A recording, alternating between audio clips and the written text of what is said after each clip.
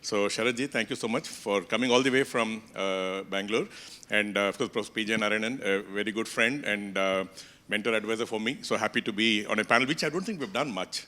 I don't think I've been on a panel where I was anchoring when Professor P.J. Narayanan was here. So just to get started, Sharadji, if you could just, very interesting, I mean, like today is a day of, I think, in-person seeing intellectuals getting into politics, right? Which we hear a lot these days, but not to see much, but nice to see PTR sir before this, and now Sharadji, you're here. How did this whole journey happen from engineering to US, and then back to India, politics, and then Kionics?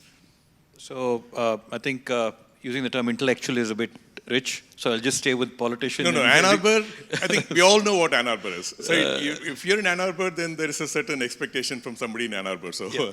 So basically, I think it started off as PTR sir was saying. So I come from a family which has a political legacy. Grandfather was a freedom fighter. Father was a minister, and I'm a third generation politician right now. But the idea was never truly to get into politics. It was, I wanted to be a techie actually. So the dream was always motivated by efficiency and cars. So I was into mechanical engineering. Japan and Germany were the dream.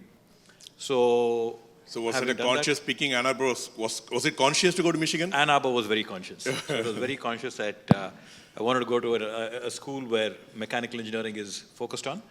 So I did my BE from Bangalore and Pesset, and after completing my BE in mechanical engineering, went to Ann Arbor, did my master's in material science in Ann Arbor, and after doing my master's in material science, I had an opportunity to work in Alstom in Germany, in gas turbine research. So I spent about 7 years in Ann Arbor, 2 years in Ann Arbor, and about 7 years in Zurich. So we're working in the hot section of the turbine, trying to improve firing temperature by 50 degrees so that we could get a 2% increase in combined cycle efficiency. So from there to politics on the ground at panchayat levels, huge in shift. Villages, was a huge shift, but it took place over about a 7-year period. So I came back to India in 2012. 2017 was when I stepped into active politics.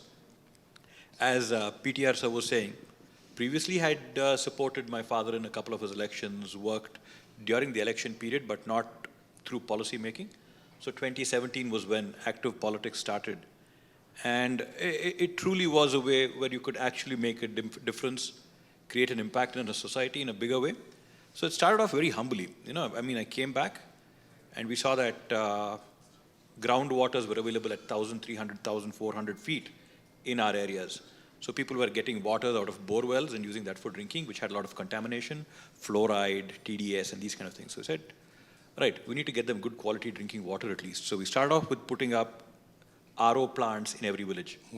So through the process of setting up these RO plants, started to connect with the people, started to identify with their problems, understand what a grind it is on a day-to-day basis.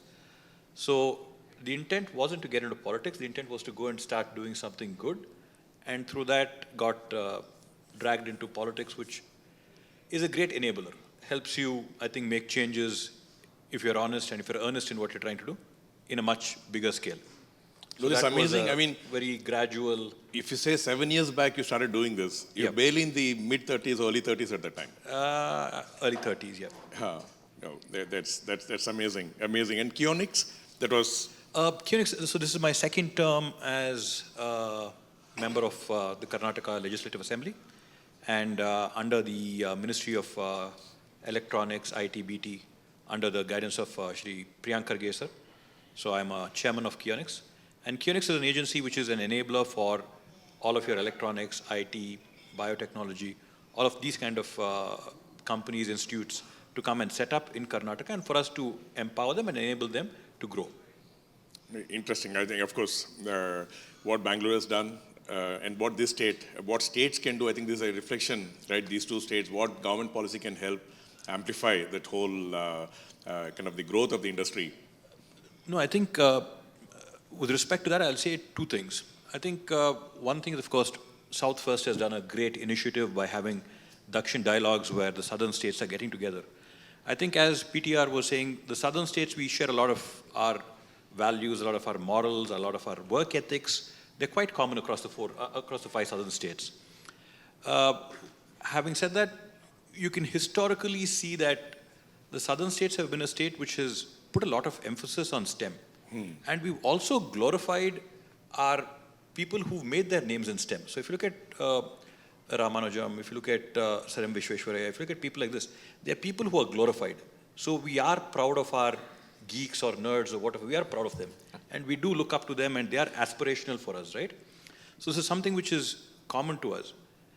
With respect to what PTR was saying, one thing is, there's a saying by a Roman philosopher called Seneca. So he says, luck is when preparation meets opportunity. So one thing is, we live in lucky times. We are living in very lucky times because preparation has been done over years. We have prepared to be good at STEM over years. So I think as Reddy sir was saying, about 60% of the IT exports are from the southern states. About 2 million of the 5.4 million IT workforce are from the southern states. If you look at what Bangalore is doing, we're doing about $64 billion in exports. Hyderabad is doing $19 billion in exports. So we've set the base, we've done the preparation. Now comes the opportunity. The demographic divide, the geopolitical situation, and the vibrant democracy which we have in this country means that we're a place which is ripe for investment. So this is when opportunity meets preparation. So if this lucky time, we've all got to make sure through these kind of dialogues that we turn lucky times into good times. I think that is where these kind of forums, these kind of discussions need to happen in a more, forward-looking. Yeah. No, I think we're at that point, inflection point, right? Hopefully we'll hit the knee in the coming years. So we'll get to that in a little bit more. I think we need to drill down on that. Sir, you again went from Kharagpur to US, lived there for some time. How did your transition back to India happen, and transition to research and India happen? So my life is far less colorful than Sharadji's or PTR's. They're spanning both sides of the professional side as well as in coming to the social and the political side of things. I had a fairly standard academic life, I suppose. I mean, I grew up in Kerala, and at that point, it may surprise people today that I'm a reluctant academic. I went from near Cochin, I went all the way to Kharagpur to study, 2,245 kilometers of journey to reach there. Some 40 hours. 3 night journeys. I've spent about 60 days in the trains going up and down from Kharagpur. So I tell Indian Railways sponsored my education partly. At like 40 rupees a ticket. In the layover in Chennai, they would watch cricket matches. Yeah, cricket matches. They arrive and the night would be the connecting train. But when I was in Kharagpur, suddenly, my father was the first person to go to high school or even school from our family, that too defying his father. I mean, they were obviously well off in the social sense, but education, modern education was frowned upon. This is around the time of, just before independence. And he had defied his father to go to school, and then he got a diploma, engineering diploma, and he was an engineer in some. So that was all I knew. So I went to engineering. They said, IITs are the best engineering school. So I went all the way. I could get only into IIT Kharagpur, not IIT Madras. So I went there. And there, of course, things are very different. The idea in Kharagpur is, or IITs, the higher education, the research-based education, ambience is there. Not those days, but suddenly you see, we are all shocked to see every faculty member as a PhD. Whereas before going to Kharagpur, maybe I saw 3 people with PhD or something, up close. So, but then I was still focused on, getting a degree, getting a job, and serving the usual. And that's what I did. I got my BTech. Whereas in IIT those days, it is 84, I graduated from IIT long time ago.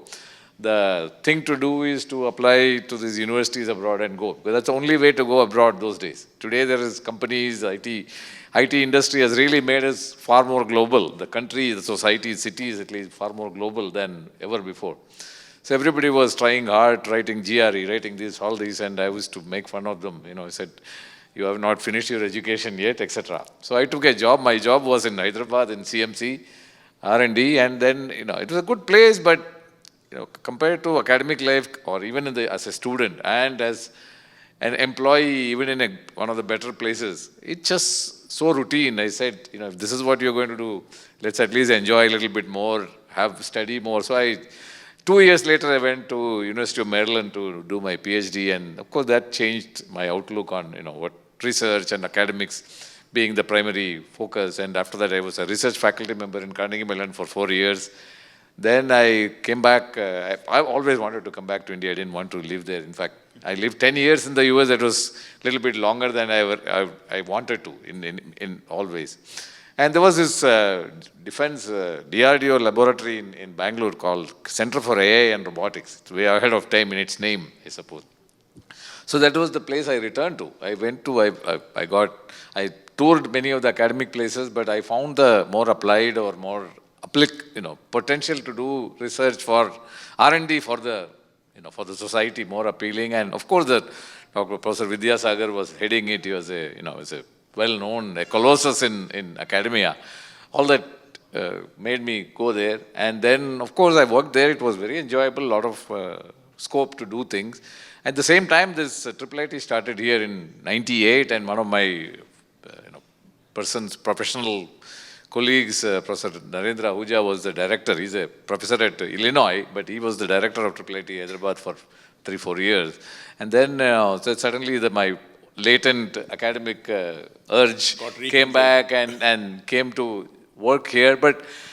And IIIT is a very different institution. It was facilitated by the state government, but it gets no funds from any government other than against competitive proposals, etc. So we like to call itself as a public institution, not a government institution, not a private institution.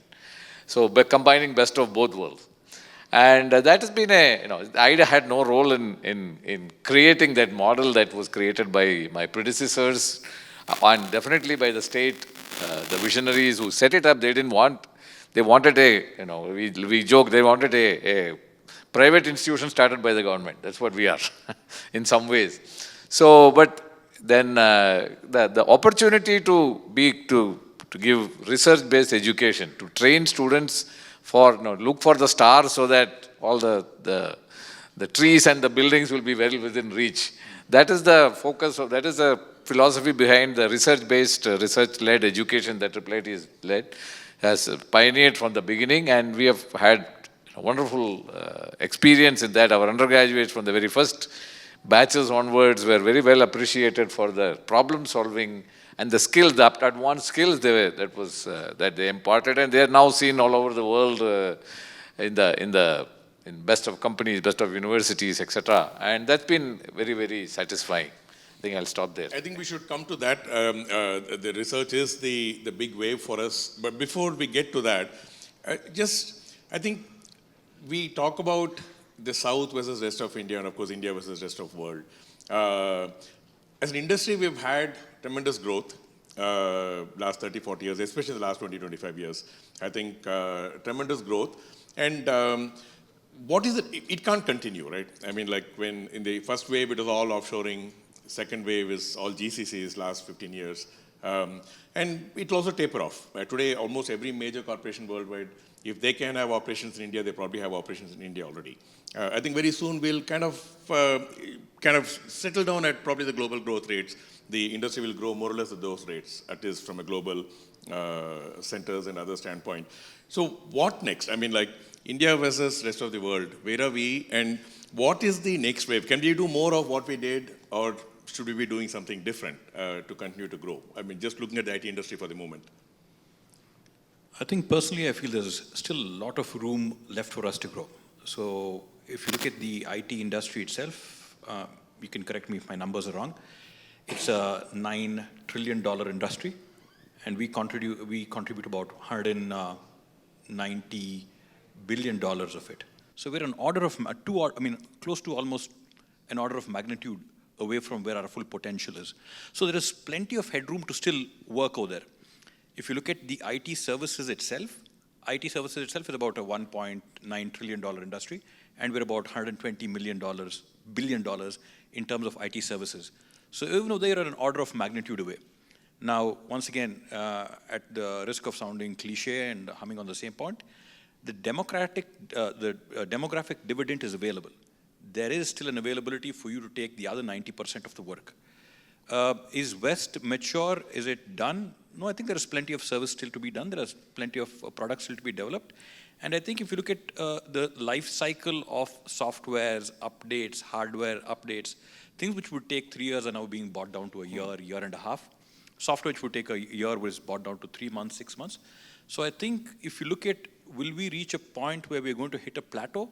I think the plateau is very far away. Having said that, the nature of jobs and the types of jobs are going to change dramatically.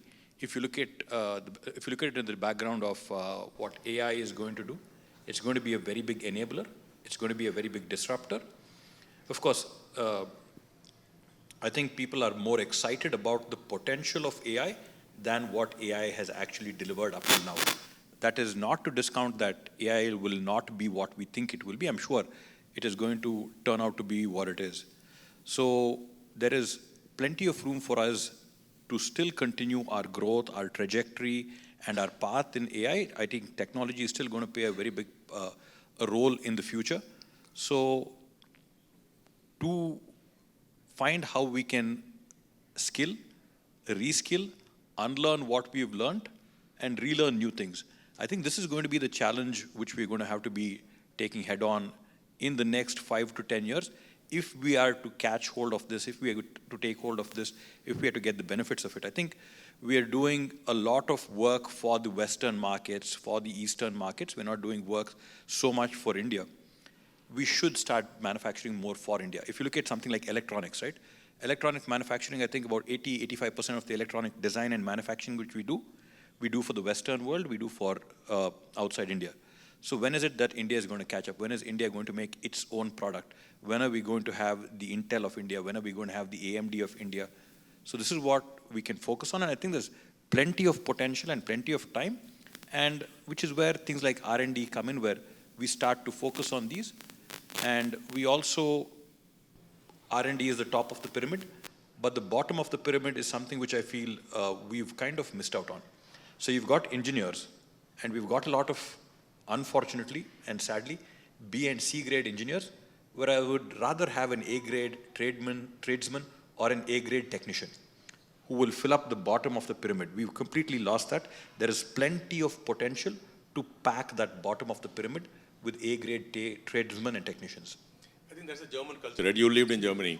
So I heard about it that there, out of school, somebody decides whether to become, kind of get into manufacturing and become a technician, or you become an engineer or a scientist. All three are given equal social value and also financially. They pay, I mean, a good technician is paid as much as a good engineer is paid in Germany, right? You're right. I think we need that culture to come about. It becomes respectable and also financially also remunerative. Absolutely. So while the demographic dividend is an interesting point, right? I mean, very few places in the world can staff up a team of 1,000 engineers like in a few months. When I was in the industry, before I moved to academics, we acquired this company in Sofia, and Sofia, the whole of Eastern Europe is very well known, and Bulgaria was well known. So I went to Sofia before the acquisition and after the acquisition a couple of times. The company we acquired, we were told, was one of the larger companies in Sofia. And so you probably have seen this, so you know first person these numbers I'm going to cite. And very smart people, of course, they struggle with English, but otherwise very, very smart people, very good at math. And so we went there and they were saying, we heard that they were one of the larger companies. When we go there, we get to know that they have 1,000 people. The company had 1,000 employees at that time. And they're one of the larger companies in Sofia. Every well-known name from Oracle to SAP to kind of Microsoft, all of them had their labs there, but employing 50, 100, 200 people.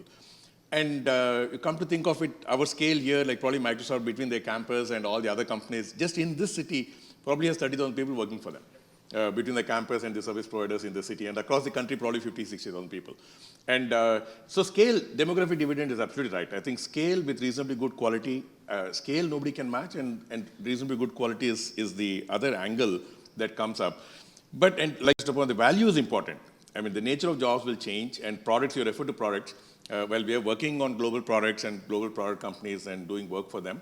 I think our own product is opportunity. Yep. So what do you think is research in India is good if you take the top 20, 30 institutions. The quality of research or the way they publish, what kind of work they publish is comparable to similar work anywhere in the world.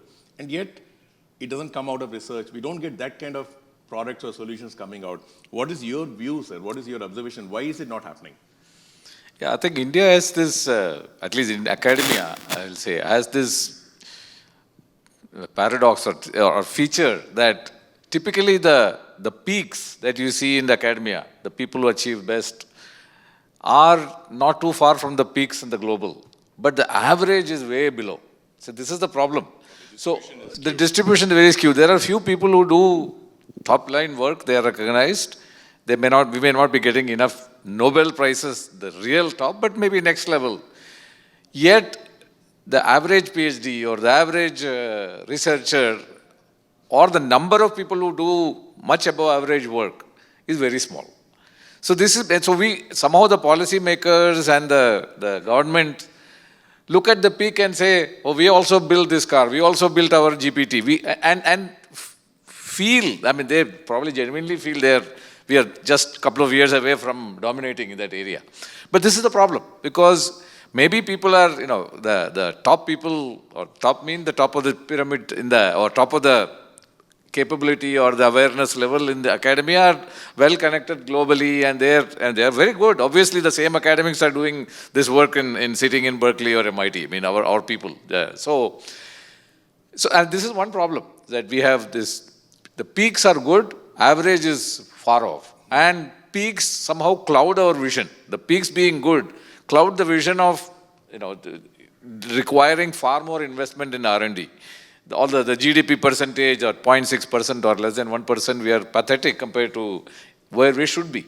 But at the same time, the ministers or the policymakers can say, see, we developed this, we went to moon, all that is fine. But we have to know that we need to invest a lot more.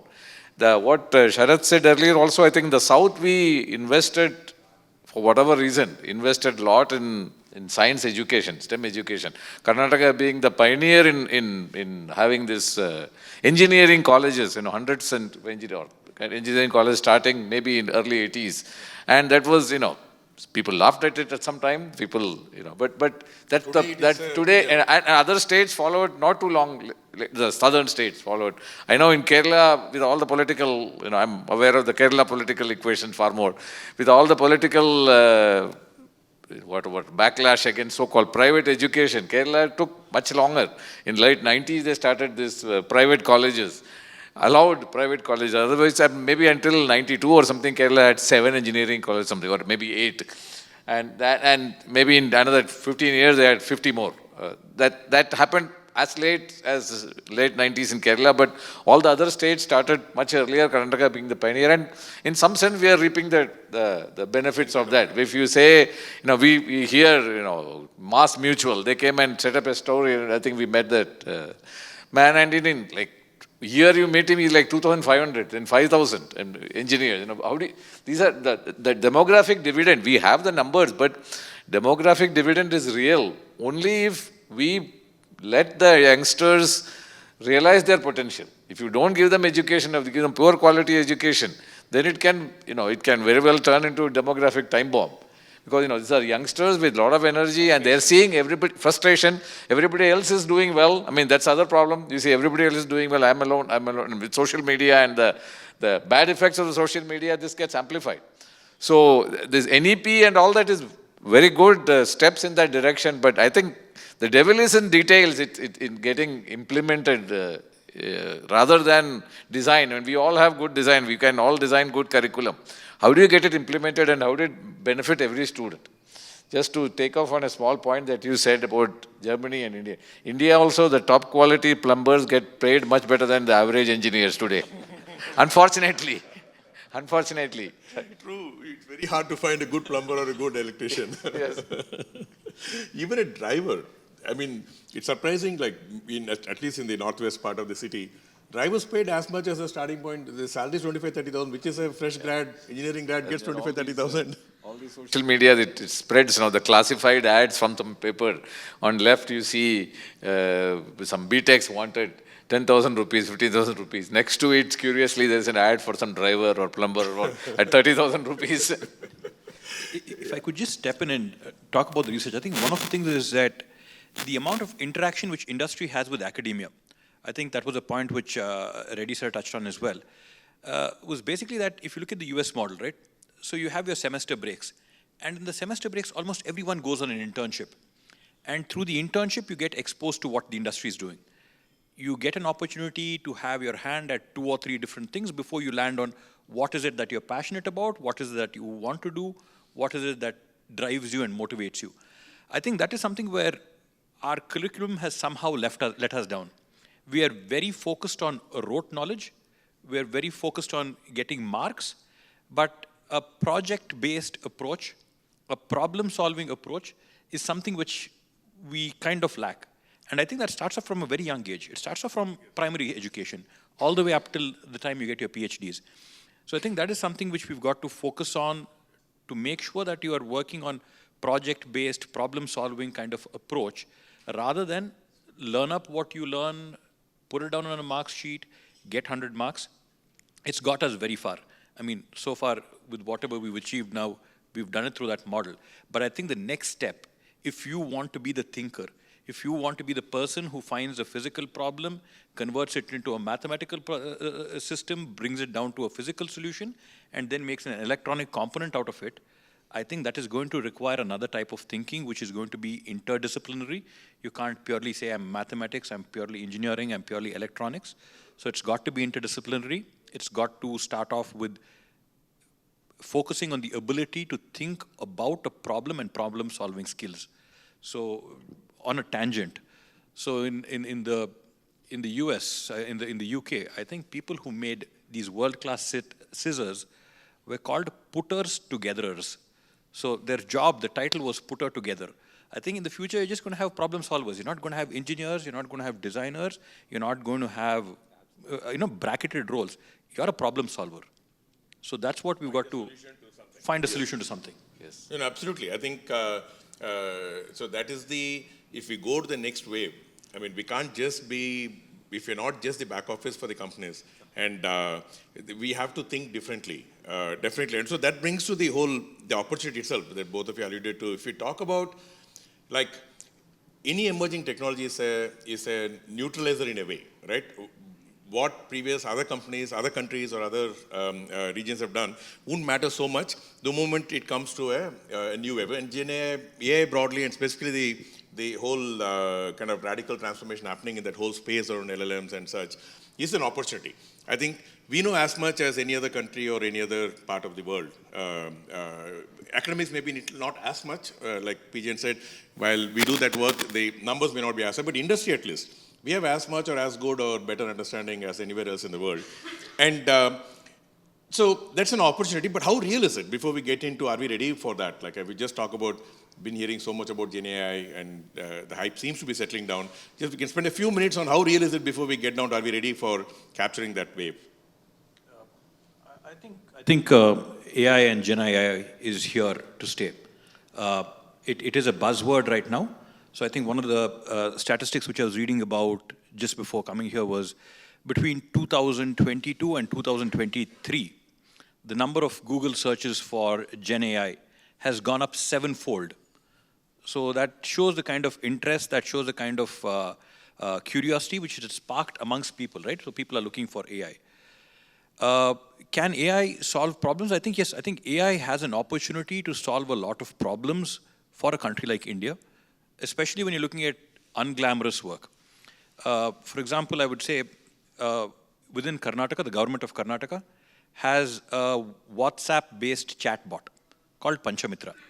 So this is something which is where AI can find a very easy application.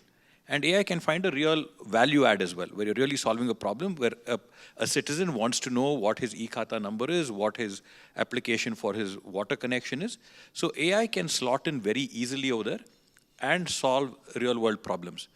Going further, I think there are opportunities where in a country like ours, where we've got really large data sets on everything, So remote diagnosis, maybe in the health industry, where you've got some kind of tech present over there, which does your scanning, report generation.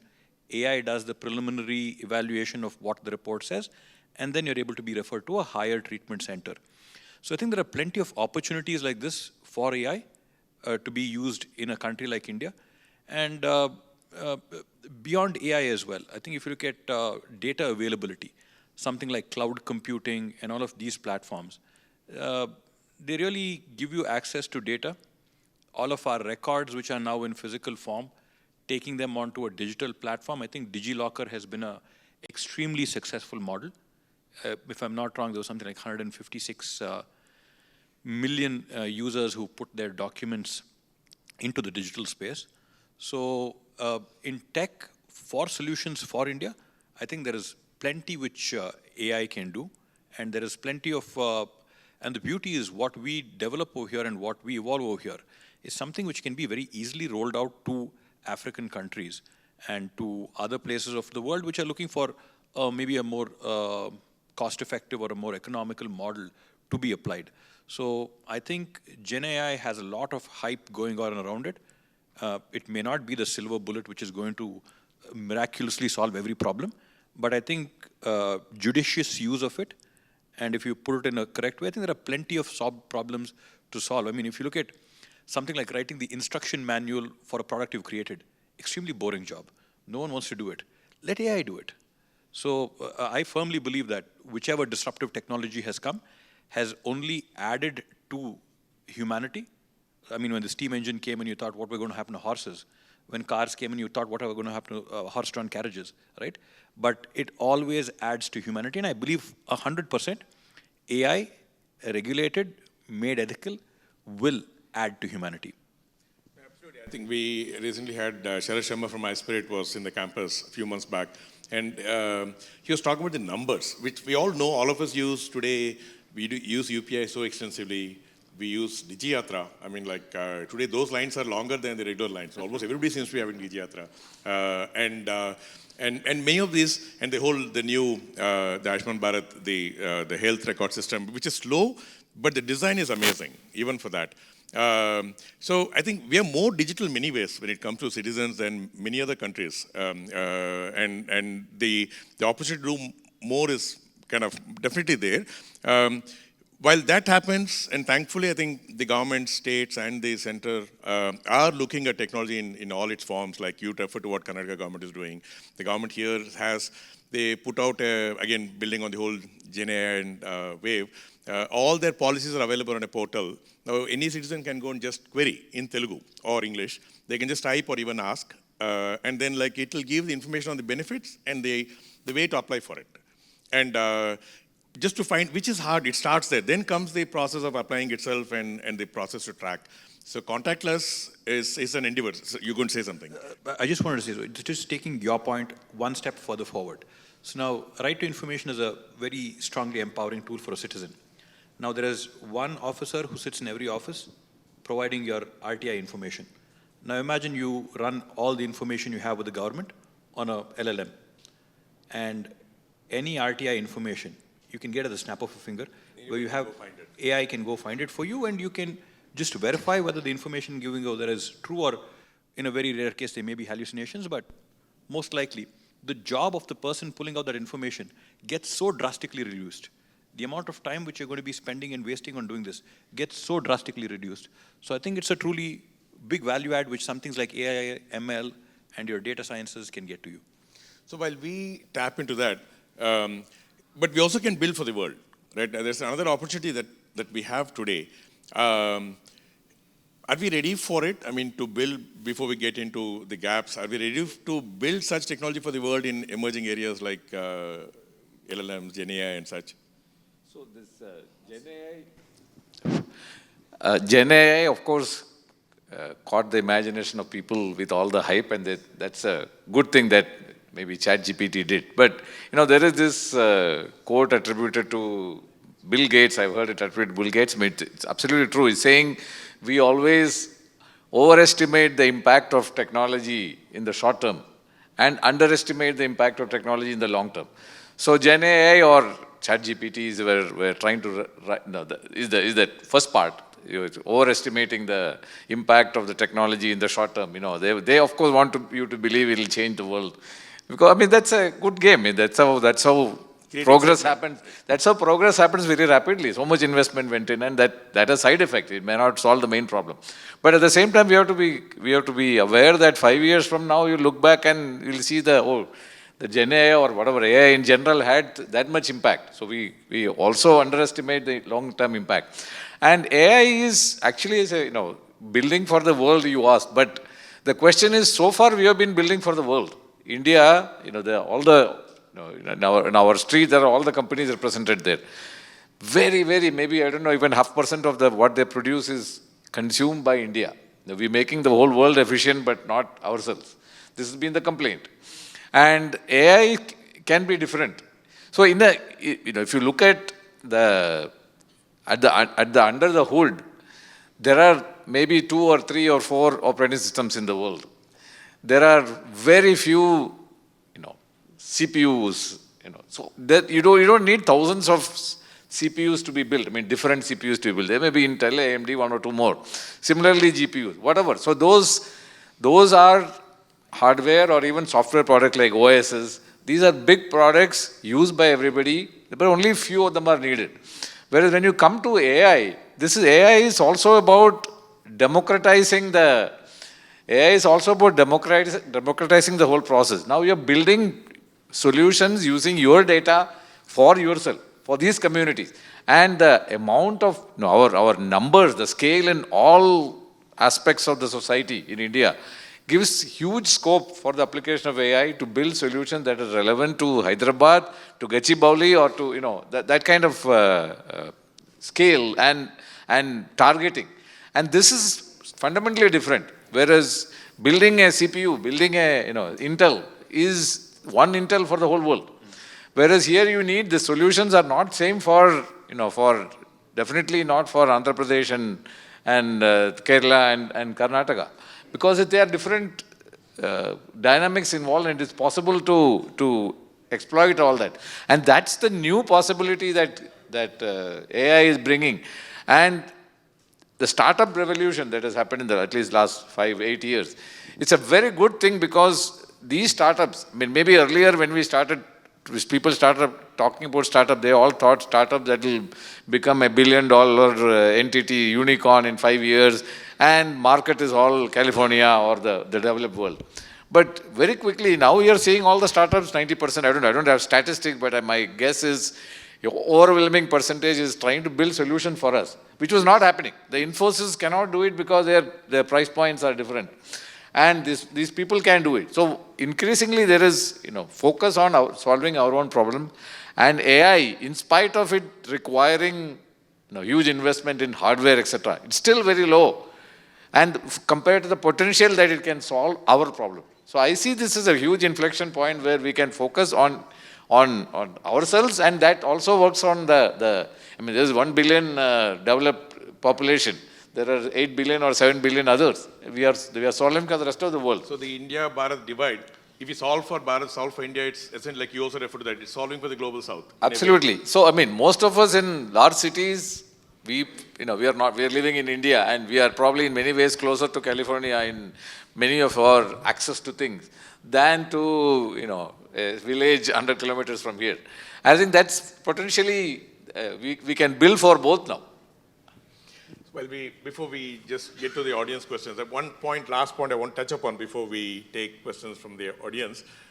The AI is an opportunity. I think technically we're very good. We, like an industry, we leverage the demographic dividend quite effectively. While people complain about the skill gap and such, I really don't believe it's a manageable gap. Yes, colleges, those coming out of colleges are not very, very ready, but they come with a grounding that they can in 2-3 months be trained for whatever they need. But is it, if you come to think of it, the math that you referred to and the engineering obsession, especially in the South, all the other spheres are being kind of grossly underrepresented in our in the education system or people that study or pursue. Is it okay? Meaning, is the balance need to shift a little? Yes, engineering is an opportunity for us, a lot we could do with it, but should we completely, like I know friends, not even now, even 8-10 years back, if they want to pursue liberal arts, they have to go to Pune, Bombay, Chennai, maybe Bangalore, not in Hyderabad. And it's a problem with the global south. Even in Chennai, there's just one Loyola and a couple of colleges. Bangalore has like a couple of colleges. Is it okay? Is that balance, does it need to reshift to get a more wholesome kind of environment? Or is it okay? If it has worked for the last 20 years, maybe it'll work for next 20 years. Quick thoughts, both of you, before we take audience questions. Just a quick thought, I would say, once again, when you said skill gap, I wouldn't say there's a skill gap so much as there's a mismatch in matching skills to jobs. So to just give a small example, we conducted a job fair about a month ago where 23,000 job opportunities were bought in, 17,000 students registered, and we were able to place 1,500 people. Oh God. Now that's, are you going to call it a skill gap? Or are you going to call it a skill mismatch? It's an information skew. If it's a skill gap, then it's not a gap, it's a chasm, right? So there is somewhere, there is a mismatch between what the skills are and how to access them. I think there is some kind of a mismatch over there. So the skill gap, I do agree, we're not very bad. We're all right, close by. Moving on to, should we focus on the liberal arts? Should we focus on commerce? Should we focus on economics? I think everything is moving in such a fast pace that tech is getting added to everything, right? If you look at finance, it's not finance anymore, it's fintech. If you look at the film industry or the movie industry, it's not just movies, it's animation, gaming, visual effects, media VR, XR, all of these kind of things. So tech is intertwining itself into every single aspect of our life. Starting from, as we were discussing outside, starting from folklore, all the way up to maybe your digital arts, your digital currency, your bitcoins, your cryptos, blockchains. They're all coming up with new ways of implementing old world things in the tech way, right? So I think there is a big requirement for interdisciplinary approach towards how we treat education, rather than say, should we keep it as just humanities? Should we keep it as just liberal arts? No, it has to blend itself with tech if it is going to stay relevant in the future. Absolutely, I think math is an example. Suddenly it's become so respectable in the last 5 years. So I will connect back with what we discussed earlier, that there is only problem solving. This is not engineering, this is not IT, this is not chemistry, this is not society. It's a problem solving. And today, especially today, the IT solution providers, our students, IIIT students, or far more than in the past generation when, say, automobile engineers were produced, they pretty much worked on producing better cars. Whereas the IT or the AI, whatever you call it, these people are increasingly building apps and solutions that are used by everybody instantly. I mean, what you make could be on an app or on a cloud-based service that everybody accesses in a few hours or a few days, which means you have to, the designers, at least the design team, should keep the end user in mind far more than, the automobile engineer. You looked at ergonomics, and the ergonomics is of course important, but this is a deep societal level. Ergonomics carried into the society. How do people react to this kind of interfaces? How do people react to the channel where the information can be spread so fast? Good information can spread very fast and help in disaster time, but rumors and planted information also can travel so fast and create unrest. These are the same two sides of the same coin. So there is a need for at least engineers and builders of these solutions, software solutions. They are solutions where software is a big part, and these get deployed at lightning speed, at speed of light, as opposed to a drug or a car that has years of testing. Mm-hmm. And so there is even more need for awareness of what are the social implications of what you are building. At least have some sense that, have some introduction given into the education system so that they can work with proper experts in the design team. Today, all the social media teams have companies have very strong ethicists and philosophers and sociologists working in their design team. It probably wasn't so when they designed Facebook 20 years ago. Mm-hmm. And that's one of the problems, right? So techies, so-called techies are not techies, pure techies anymore. And they should not aspire to be. And it's a job of the education institution to ensure they're exposed to everything. Absolutely. I think they have to coexist with other disciplines, and hopefully it will pull up. Like math got pulled up in the last 5 years. Hopefully other disciplines also will get pulled up. So we can take a few questions. Thank you. So I wanted to talk about the skill mismatch or the employability aspect of it, right? Where we've heard how much skill mismatch there is, and we keep reading a lot of these surveys about how much there's a lack of employability in the people that are being educated in our country, right? The way I see it, the onus is on the individual. So my question to Professor Narayanan sir is, what are the pros and cons of shifting this onus to the institutions that are training them, the onus of being employable?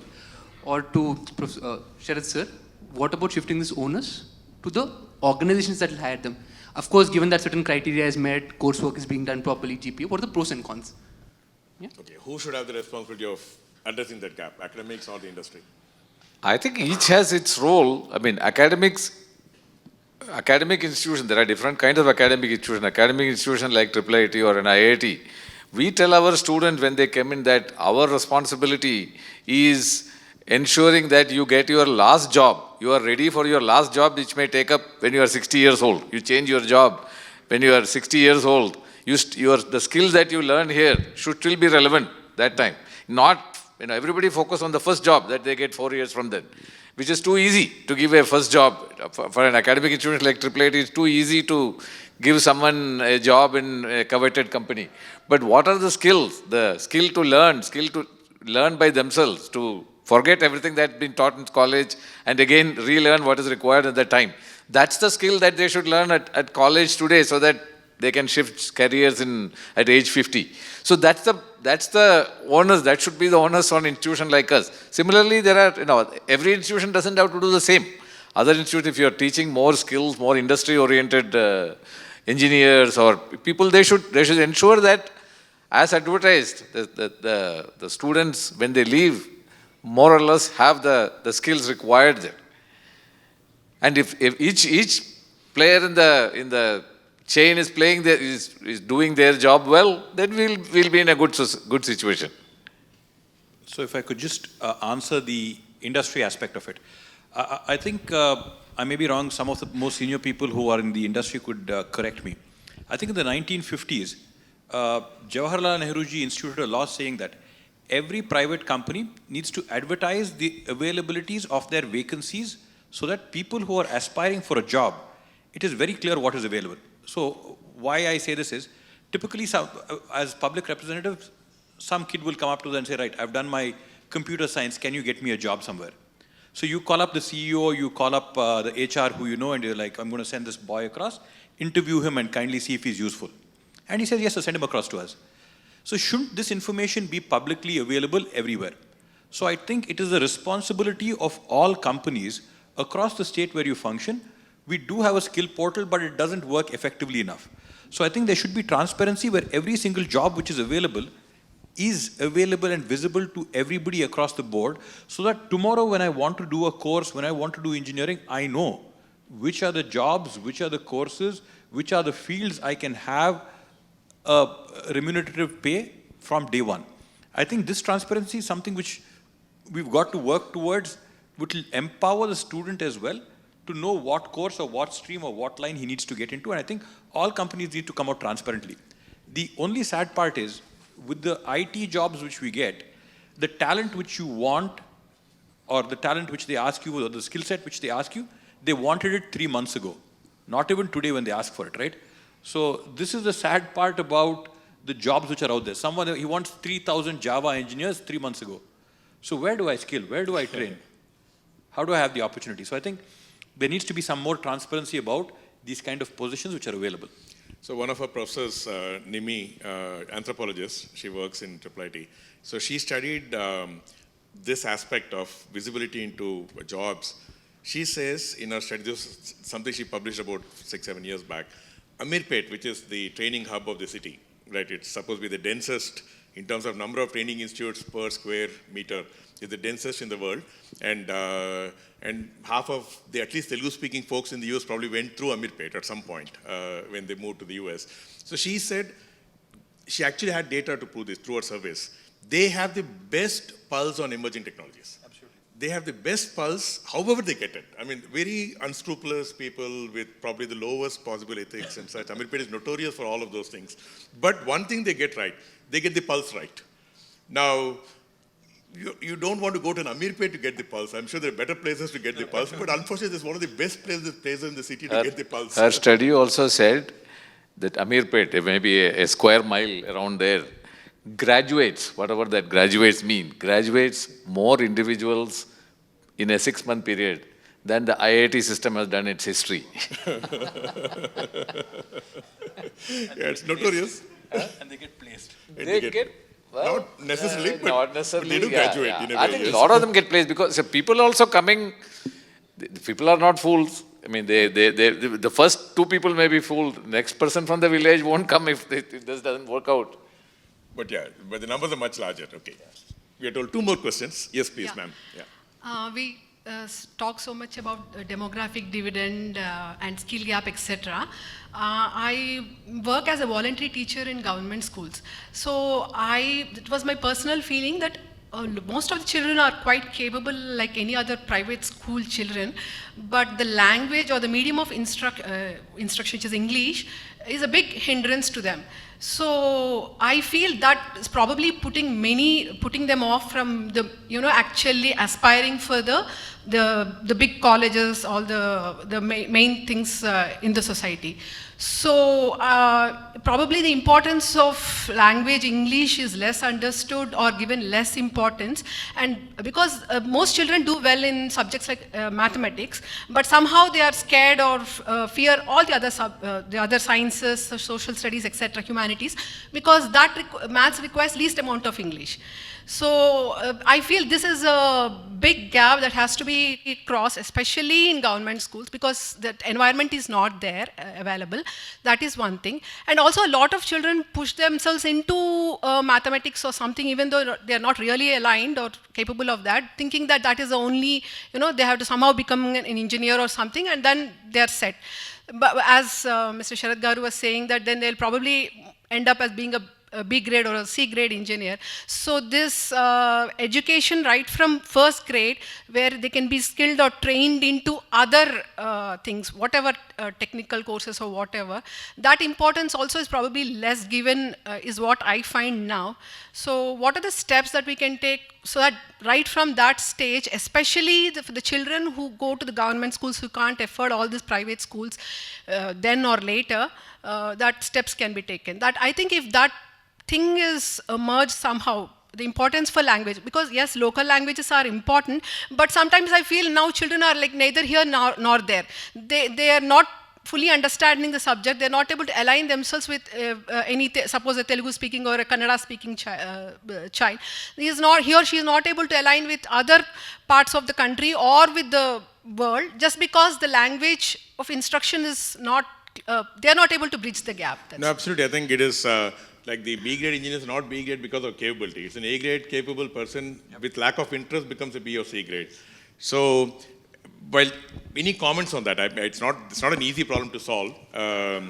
Especially go to rural government schools. We're working with some NGOs trying to build technology for rural government schools. So there's some first person understanding in a small microcosm, but any thoughts on that? No, you hit the nail on the head, right? So I'll just tell you the pain point. So I'm a native Kannada speaker and I can speak English as well. And I can express my thoughts fairly fluently. I can get across a concept.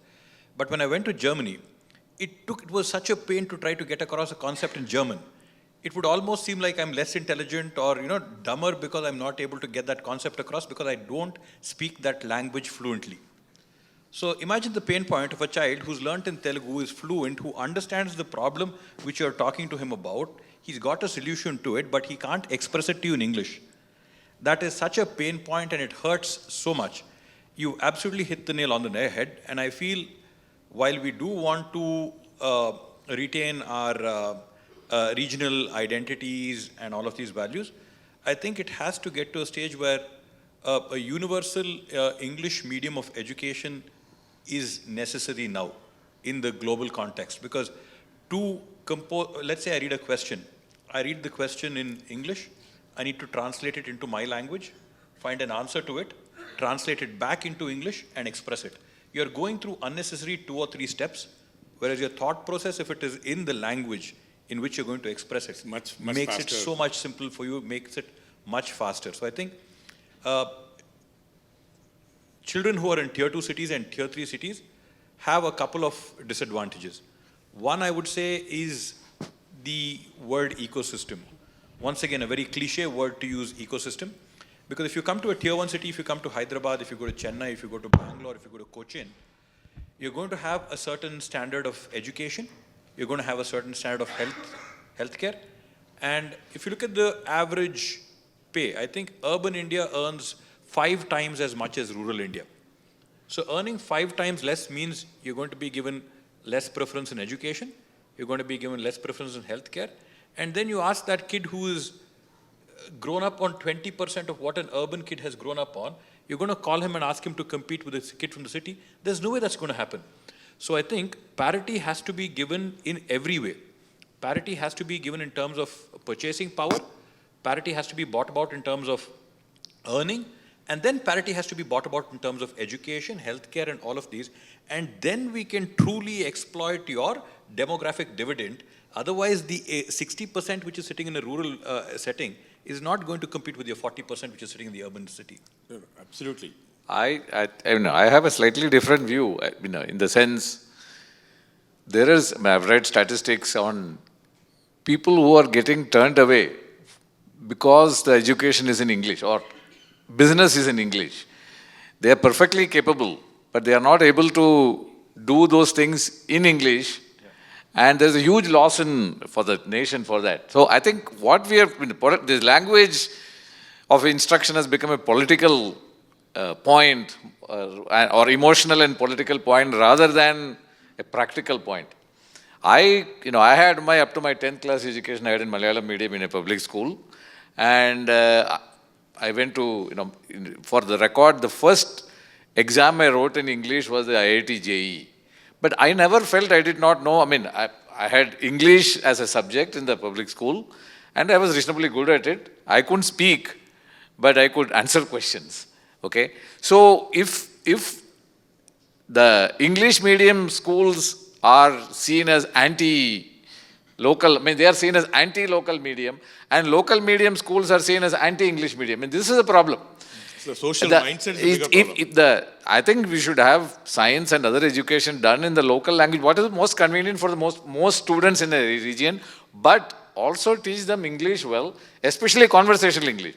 See, the English education in the country is all grammar and all kinds of Shakespeare-like things, rather than practical things. So you said expressing yourself in English or German in your case, in your example, expressing your ideas or in English to whoever is listening to you is more about conversational English and about probably, technical terms. So those can be, these are not, I don't see this as opposing each other. The bulk of the education being in the local language. Local language means whatever is most convenient to the people. Okay? And what the youngsters, we cannot scale up our English education to the scale where everybody can learn good English everywhere. In the cities, maybe we are doing a decent job. In the rural areas, it cannot happen. And that's the problem. So we are not teaching in the public schools, we are not teaching, public schools with local language medium.